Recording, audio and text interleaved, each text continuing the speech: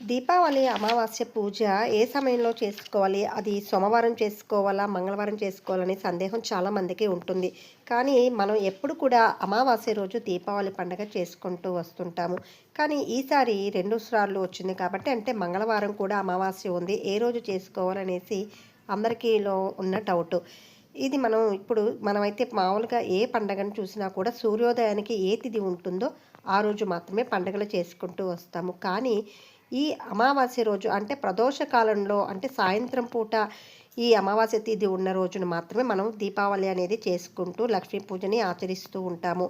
ఇది మనకు సోమవారం మధ్యాహ్నం నుంచి మొదలయ్యి మంగళవారం మధ్యాహ్నం వరకు ఉంటుంది కాబట్టి అంటే మంగళవారం మధ్యాహ్నం నుంచి సాయంత్రం అమావాస్య ఉండదు కాబట్టి సోమవారం సాయంత్రం మాత్రమే లక్ష్మీ పూజ చేసుకొని దీపావళి పండుగ అయితే మనం 20వ తేదీ సోమవారం మాత్రమే ఆచరించాలి.